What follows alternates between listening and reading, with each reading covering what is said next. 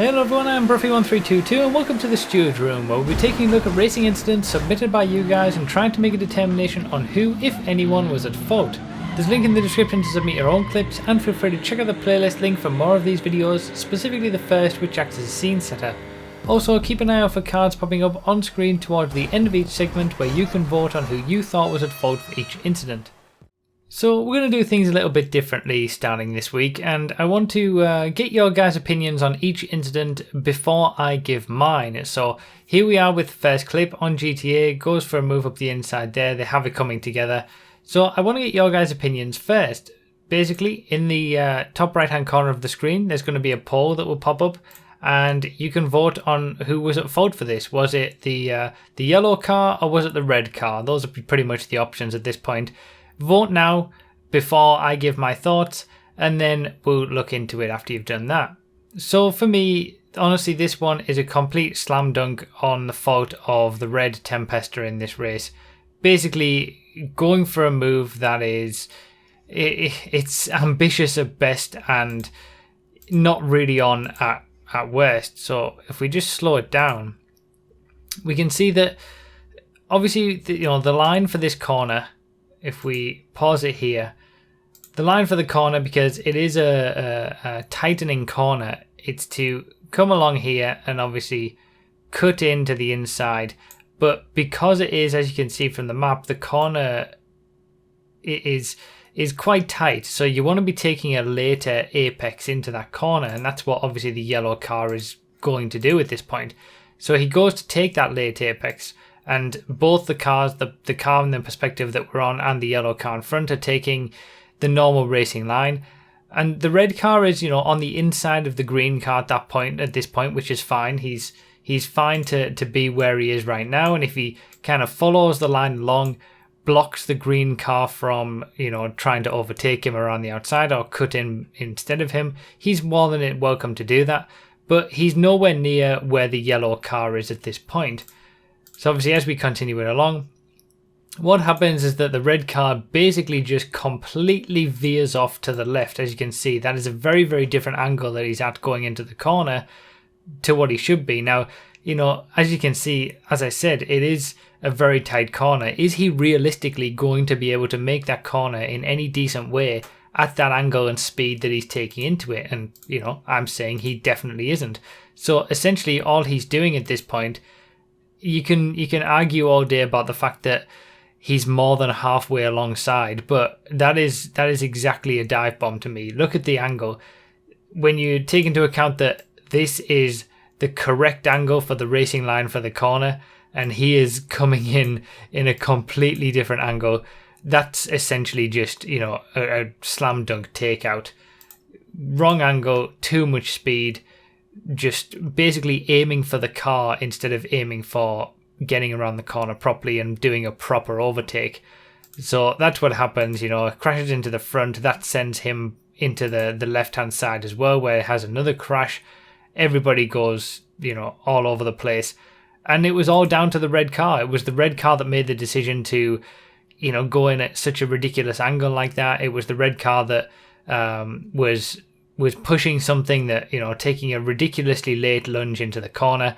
And I would 100% be putting that onto the red car's fault for causing this incident. So it'll be interesting to see afterwards if you guys agreed with me in the voting. Obviously, you guys voted first, but obviously let me know down below in the comments as well if you disagree or agree. But yeah, the voting's already been done, so it'll be interesting to see whether you guys thought that the red car was at fault for this one. But yeah, for me, that's a slam dunk 100% red car. Alright, so next clip, we've got both perspectives, and you can't really see much from this perspective. Obviously, we've got someone up the inside there, but from the red car's perspective, we brake later. And there's a little bit of a hit, but it seems like both cars get along fine with this, or at least we're going to see what happens from this perspective. Coming into the corner there. Okay, so it's the blue car that gets turned around. And yeah, again, it's going to be a poll in the top right hand corner of the screen where you can vote if you're on a mobile or desktop device. You can vote on who you thought was at fault for this incident. Was it the blue car? Was it the red car? Before I give my thoughts, vote on that poll, and we'll see what you guys think in comparison to what I do before I give my thoughts. So before we take another look at the clip for this one, I want to just go back to the Rules of Racing document, and specifically the part about getting up the inside of someone, and the whole idea of being more than halfway alongside at the apex of the corner to have rights to the corner. But obviously the attacker should not have achieved this position by carrying too much speed to make the corner, and that method is called dive bombing, which is kind of something that we saw in the first clip, to be honest. So we've seen it before. If the attacker is more than halfway alongside, then the defender should really be giving more space. If the attacker is less than halfway alongside, something is the fault of the attacker entirely. And approximately halfway alongside, it's about even, and you would consider it a racing incident. Now, with this clip, as we're approaching the corner, you can see that the blue car is, much further alongside, coming into, the first phase of the corner, into the braking phase. But he brakes much, much earlier than the red car, to the point where the red car is, a full car length ahead at this point, or at least he's, his back end is in line with the blue car's front end as they go to the turn-in point of the corner. So, the red car turns in, and to be fair to him, leaves a little bit of space, but then, makes his normal turn for the corner for the racing line, and then the blue car comes into the side of him there. Now, if you're just looking at the rule specifically, you can say that the blue car hit the red car at the back end, which means he wasn't far enough alongside going into the corner, and it's the blue car's fault. But something else that I also want to point out with this clip is that I think it's the blue car's fault for an entirely different reason than that. And it's, at this point, like I said, the red car brakes much later, and the blue car is on the brakes as well. But then it seems like he basically lets off the brakes. And I think we need to watch this in full speed to really get an idea with this. But if you look at the blue car as he goes into the corner, he's slowing down, and then suddenly speeds up again. Well, maybe not speeds up, but stops slowing down. So for me, and he also, changes his angle as well at the last minute. If we look, he's kind of turning into the corner, but then veers to the left a little bit as well. And I think at no point at this point of the track, that little left jink as well. I think at no point during this overtake attempt from the blue car does the blue car have enough of an overlap or enough rights to be trying to go for this move. I think the red car manages to brake much, much better, and at this point is within his right to turn into the corner normally. But the blue car just, he just leaves it. I don't know what he's doing, whether he does come off the brakes. In fact, can we see his brake lights at all? Does he come off the brakes? You just can't see it. It just goes off the screen. But for me, this was entirely on the blue car for a multitude of reasons, frankly. But I think the blue car never really, he could have done much better in that situation. He could have not, it seems like he let off the brakes, but even if he didn't, he could have taken a bit more avoiding action going into the corner. I think that it was entirely on the blue car to not have this crash happen, and ultimately it was the blue car's fault for doing it, because the red car was, far enough ahead. He was just taking his normal racing line because he was really completely ahead at that point. And yeah, that's what happens when you kind of go for a move and leave it late as the blue car. And you're not really, it's a bit of a half-hearted attempt. And, that's one of the things that happens. So at best, it's a racing incident. But yeah, I would say the blue car is at fault for his own issue there, to be honest. But if you disagree, obviously leave your comments down below. We'll see what you said in the poll as well. But yeah, I think that's entirely on the blue car for me, that one. So here's our third clip. Again, a poll will pop up in the top right hand corner of the screen, where you can vote on who you thought's at fault for this little coming together there. Was it the grey car's fault for this? Was it the white and yellow car's fault? Or was it just a racing incident? Was it just one of those things that happens in racing? So I think with this one, the question was, is the corner cut allowed at this point? Now, obviously, different racing series are going to have different rules around this sort of thing. And I would say specifically when it comes to games are also going to have different rules. But generally, the rule that I would always follow, and the rule that it seems like most racing series follow, is that you are allowed to have 1 or 2 wheels off the track, as long as you've got at least 2 of your 4 wheels inside the white lines. The white lines are defining the track. As long as you've got 2 of your 4 wheels inside 2 or more, then you're okay. So the first part of this is with contention with this is this okay? And it just about is. You know, he's just about cutting the corner as much as he could be allowed. Obviously, the wheels of the car are here. He's just about keeping it on the track to the left of that white line with his 2 left-hand wheels. So for me, that's totally fine. Yes, he has climbed the curb, but you know, that is a quicker line through there, and he's managed to stay within the track boundaries with 2 of his 4 wheels. So he's fine with that. And then the second part of it is obviously the exit. And was it the grey car's fault for the incident that the white car has after the corner cut occurs? And I don't think it is. I think that, to be honest, the white car gets spooked by the grey car being there. Let's try and... It was slowed down on the other clip. Let's slow it down from this perspective as well. Obviously, the white car is a little bit wide, honestly, in the first place. Even, you know, you want to be hugging this right-hand corner, but to me, it barely looks as though they touch. And to be fair to the grey car, he does leave a space enough for the white car to still be able to, and not go on the grass essentially. And if you want to try and get an overtake done, you're cutting the corner to try and get an overtake done, you are going to naturally run out a little bit wide.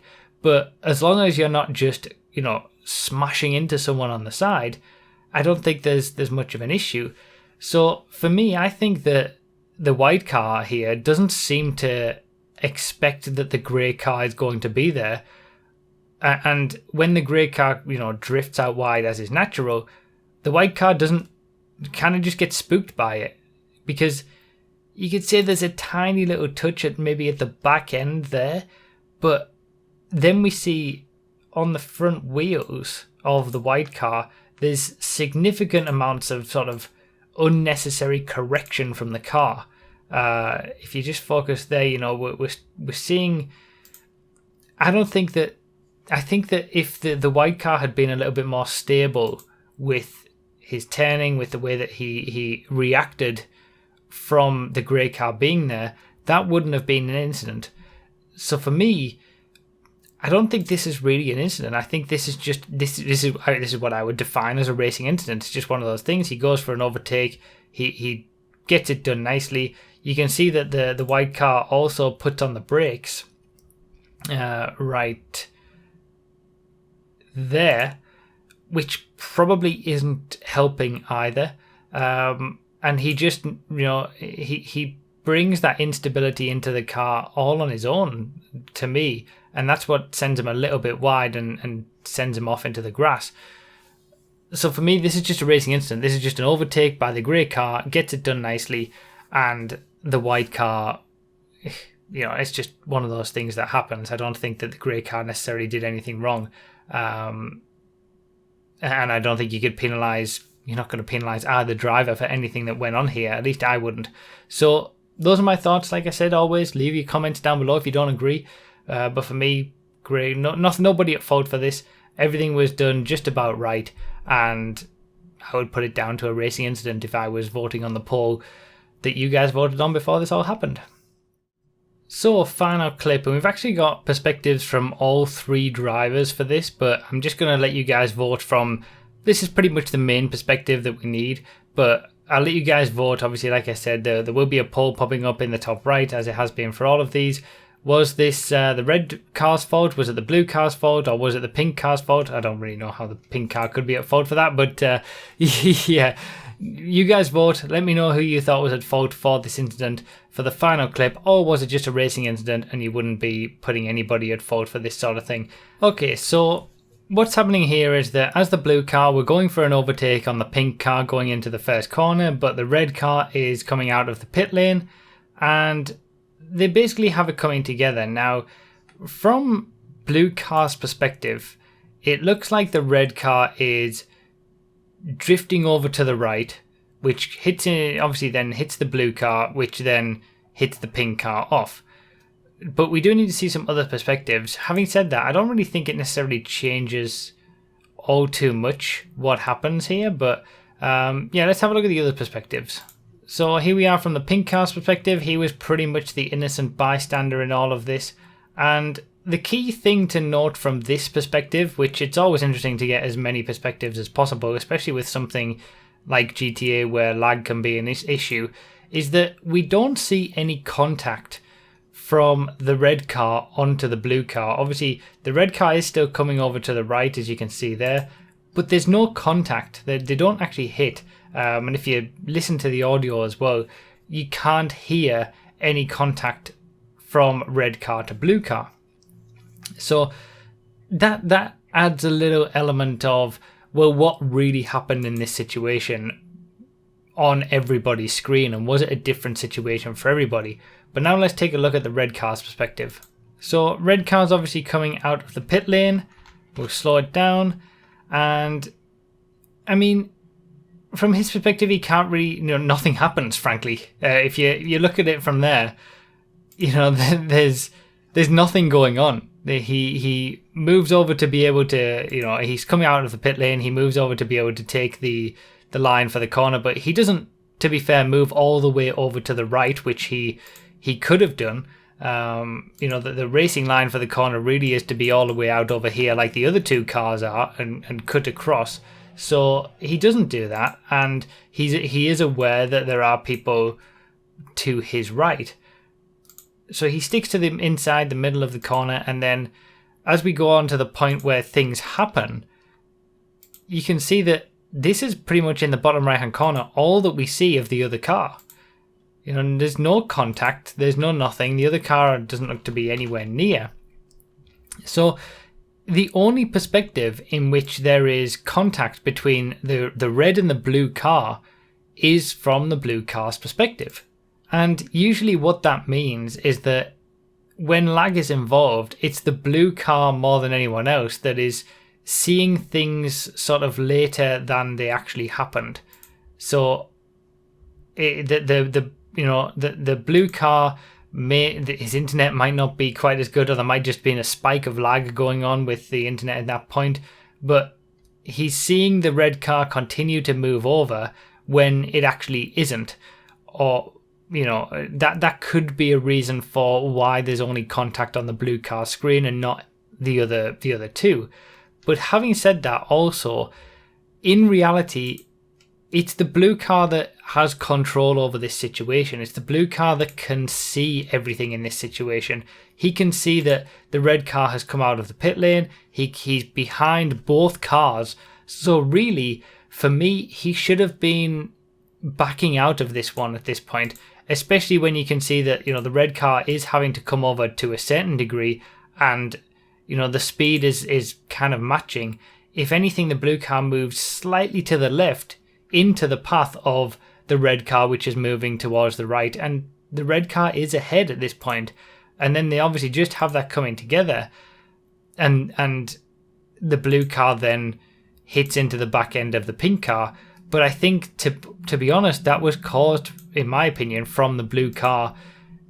Probably could have taken a different option there and not tried to keep his nose in when he was behind an ever closing gap from both cars. Like I said, the red car, you barely even see his perspective, and he's just staying where he needs to be from coming out of the pit lane. It's the blue car that has control over the situation. It's the blue car that is behind both the cars, and in reality, he's the one who should be backing out of a situation like this because he is behind. So for me, I would be putting blame for this incident on the blue car for basically taking out the pink car through his decisions not being the right decision at the time. You know, like I said, he had control. He could have backed out of it, but because he didn't, any resulting contact, whether it was lag or not, was caused by his lack of judgment in backing out of it and playing it a bit more safe in this kind of situation. And he was also behind both cars, so didn't really have the right to be where he was and try to keep his nose in where, you know, it really wasn't. So for me, I'm putting it on the blue car as at fault for this one, but maybe you guys thought differently. I'll check the polls afterwards, obviously, and obviously if you do think differently, leave a comment down below, not only for this clip, but for all the clips that we've seen tonight. If you thought differently, if you want to give your opinions on all the clips, leave a comment. I always read them, and it's always interesting to hear what you guys have to say. So that's pretty much it for this episode. You can find in the video description all the info and links that you may need to submit your own clips, and if you'd like to support me, you can do so on Patreon by becoming a YouTube member or simply subscribing and liking the video. Thank you all so much for watching, I really do appreciate it, and I'll see you next time.